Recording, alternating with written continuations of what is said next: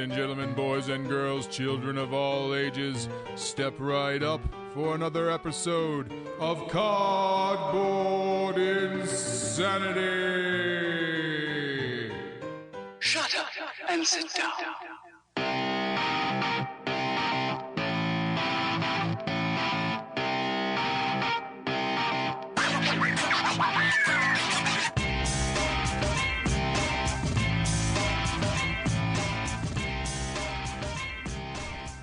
Hi, everybody.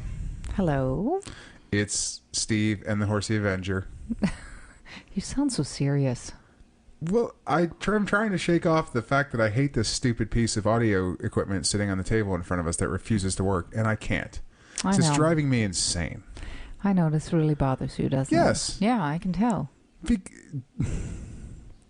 You know what? I never had this. Listen, hi, I'm Steve, and I'm old because I have a record player, and also because when I was younger, I had cassette tape, multi-track recorders, and they just worked.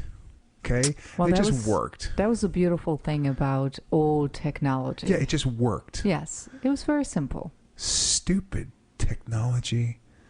I'm not going to complain. You had to go all high tech and buy this. I don't even know what is this. It's so I can record my album. Okay. It's so the guitar can work its way into this thing. Mm-hmm.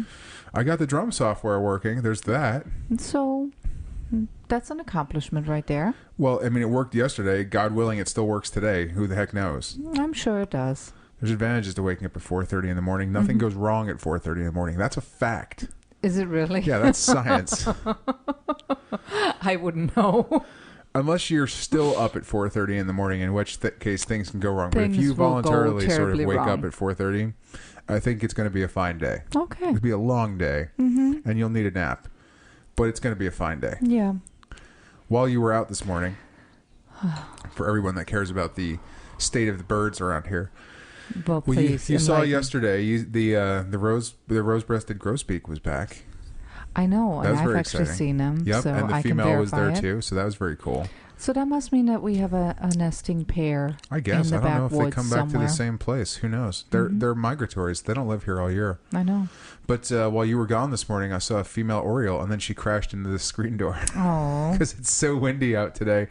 She tried to take off and crashed into the screen door. It was very windy.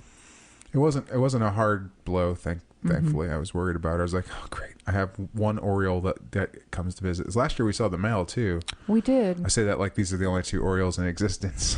Well, you don't really see orioles around here very often. So No, but the fact that there was a female means we have to get an oriole feeder. I was going to say, we talked about getting an oriole feeder, and I didn't think we need one, but if you say that you've actually seen them, then We need one. We should. Apparently the grosbeaks like those things, too. Okay. You kind of put an orange on it and hummingbird nectar. So what's different with the oriole feeder than the other bird feeders that we have out there? It's got a thing for an orange and like hummingbird nectar. Oh, really? So it's like, yeah, and it's brightly colored. Apparently they like brightly colored things. I like brightly colored things. Are you an oriole? Maybe. Do you have orioles in Germany? That's a really good question. I was really not a birder. Is that what you call them? Birder? I'm going to go with yes. Okay. I don't know. I really wasn't into bird watching when I was ornithologist? younger. An ornithologist? I really didn't do that. I think I took a lot of things for granted. I know that we had a big barn owl in our barn because I grew up on a Clever farm. place for him to live. Yes. Aptly named. Yeah. And they're gorgeous. It's like not like he was a living in a tree owl. But then he'd be No. like, why are you in this barn living in a tree owl? Right. That would be confusing. So we had big owls. Owl Bundy? Owl bundies. And barn swallows. Barn swallows, huh? Mm-hmm. I mean, I'm sure we have those around here. Because they nested in the rafters of our barn, of course. Again. Go figure. Yeah, I know. Where does that blue jay live? Toronto. He's lost. Team. Yeah, he's like, how's she going, lost. Uh-huh. Well, all right, I feel better now. I that helped take the sour taste of this thing. But I think next time squirrels come up to eat the suet, I'm going to throw this at the squirrels. Aw. Yeah, it's literally going to be throwing $100 out the window, but I'm about ready to punt this thing. Let's not. I don't know. I'll hide it for a little bit. I'll get back to it. Okay. So, anyway, let's see. What else do we have to talk about? We've been busy this weekend. We have been busy this. Oh, that's right. Okay, so we moved the treadmill downstairs and damaged sheetrock and linoleum. It was a small and part price. of my spirit. It was a small price to pay. But we now have organized game shelves better. Yes. And we bought 2 more game shelves, which is actually how you know you have a problem. Mm. Yeah. Right? You're like, it's not that we bought more games, we bought more game shelves. Yes. And most likely by the time you put the second shelf together, it will be almost filled. That is kind of the sad part. I know there will be more games coming in this year, so I don't have anything ordered right now. I'll just cross that bridge when I get there. I say right now, but that could change literally within like an hour. Well, I know I have 2 Kickstarter orders that will come in sometime this year.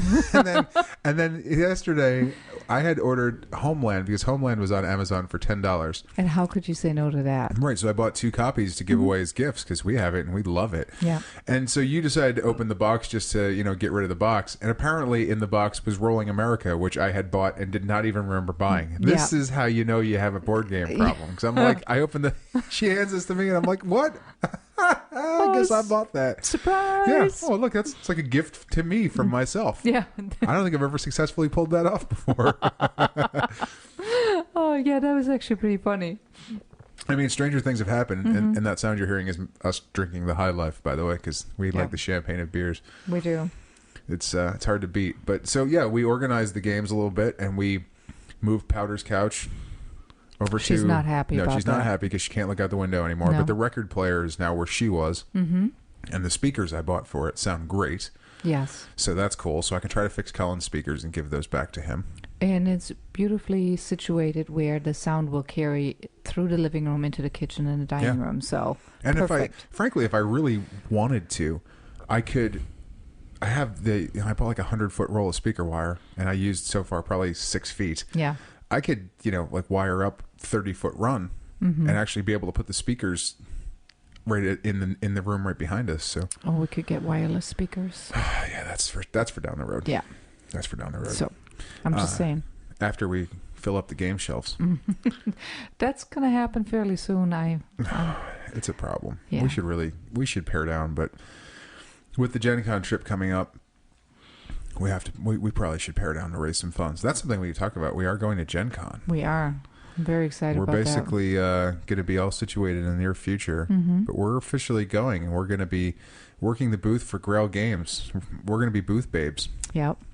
So anybody that listens, if you're going to Gen Con, find where the Grail Games booth is. I'm not sure where it is. Once we know, we'll talk about it. Once we figure out. We'll be talking about David it more. Probably knows what the booth number is and where we are, but once we actually know, we'll be sure to tell people. Yeah, that's and once we know what our schedule is. Schedule is get there at Thursday morning at 8:00 and don't leave until you drop dead. Okay. If that's Thursday afternoon or Sunday, it's okay. That's exciting. It's gonna be really cool. I'm looking forward to it. Yes. So let's get to business this week, and because I have a long conversation, part 1 of 2, with Gil Hova coming back on the show. So he was first here last season. I think he was talking about Bad Medicine last year, and this year he's sold out of Bad Medicine. He's running a Kickstarter for the expansion, right? And also as an option to get the base game so that he can reprint that. So he's coming on the show to talk a little bit about that. And us East Coast folks have the gift of gab. Oh, that you do. We have a penchant for being incredibly verbose. And Gil is just so full of energy and passion when it comes to talking about games, and it's awesome. And I kind of point him in a direction and let him go, and then just sit back and enjoy listening to these really great thoughts he has about the hobby and stuff he's talking about. He's just very well spoken. So I won't take up too much time because you guys get to listen to Gil fit in as many words per minute as humanly possible. Wow. He's a force of nature, and I love talking to him. I know. I always love sitting in the background listening to your interviews, and when I don't hear much, that means that there's a great conversation going on that I have no idea what it is, and then I'm hoping that it's going to happen fairly soon. So let's talk about GameSurplus.com, our sponsor. Yes. And what they've got in new this week. If you have listened to the Bruno Fiduti episodes, and if you haven't, I don't even want to know that you haven't. Let's Just go you. rectify it and then come back. But Bruno talked about Keops being released. Yes. And Keops is in stock now at GameSurplus.com. Is it really? Yep. And I don't think they have an American publisher for this, so this might be the only way you can get this game. Okay. So hint, hint, wink, wink, nudge, nudge. All right. I should buy that. It's a 2-player game. I thought maybe you had something in your eye, but I do. It's hopes and dreams for getting Keops. Okay. They also have a game called Crimson Crush, which is a Michael Schack trick taker. Okay. I love trick taking games. You haven't gotten to play all that many because they don't play 2. No. But those are a genre that I just adore. Going back to being a kid and learning to play spades. I guess if I'd lived in Michigan all my life, I would have learned to play euchre. Euchre, that's the game they play here. But they've also got some restocks of the Radis Cardis expansion and a game called Hung, which looks really interesting, and also a game that I'm super stoked about as well. Which one? Is Sugar Gliders. Oh. From this was designed by Nestor Romero Andres, who runs Nestor Games out of Spain. Yes. This is another White Goblin, so it looks like Game Surplus got a big selection of White Goblin games. Nice. I remember you talking about Sugar Gliders at one point. It just looks real cool, and I just kind of want it. Okay, so there's some good games. Yeah. I'm making mental notes. Yep. So if you guys are interested in any of these, go to GameSurplus.com. Check out the new imports, and they also have a special of the week where they're selling Chinatown for $28.95 till it's gone. Nice. This was a game that not all that long ago was commanding $100 in the secondary market. So wow.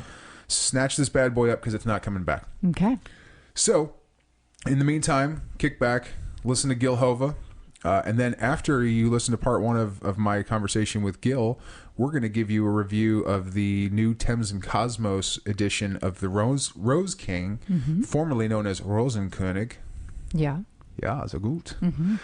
Which is a 2-player game specifically. And this is part of the sort of the relaunch of Cosmos, especially in America, where they seem to have gone away for a little while. So, and they've had really great 2-player games. Exactly. So sit back and relax, and we will be back with our review after you listen to Gil and I have a wonderfully engaging chat. Can't wait.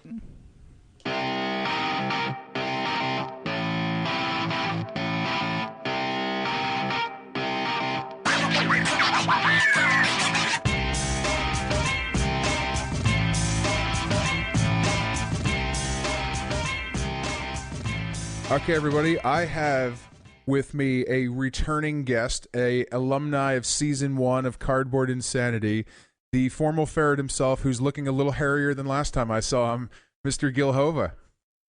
How's it going, everyone? Welcome back, Gil. Good to see you, buddy.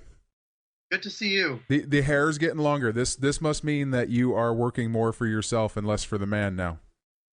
Yeah, that's got a lot to do with it. I just decided this was my look. I like it. This is a burly game designer. Yeah, I guess this is the slightly more macho look. I don't know. Is that a thing? I don't know. I've never been able to pull. I've tried everything. It doesn't work for me. I never look macho. People see through it. They're like, oh, he's big and scary. Oh, he's a teddy bear. Never mind. It never works for me. So in the let's see, you and I talked probably almost a year ago. It was May, according to Skype, May 2015. So yeah, just about a year ago. First of all, that's just wrong that it takes us this long to talk, but that's fine. We'll get past that somehow. What has been going on in the wonderful world of Gil Hova in the last 365 plus some days? Oh my gosh. So I think we last spoke. When we last spoke, I was probably in the middle of producing Bad Medicine. You were? And I was gearing up for the networks, and I'd probably just released the Battle Merchants expansion with Minion Games. So we did the networks campaign, and I got over 2,700 backers. That's about $100,000 raised, which was way more than I ever expected and hoped for. So that was a tremendous campaign. Phenomenal. Yeah, that was a really, really good campaign. Then Bad Medicine came, and Bad Medicine left. I'm almost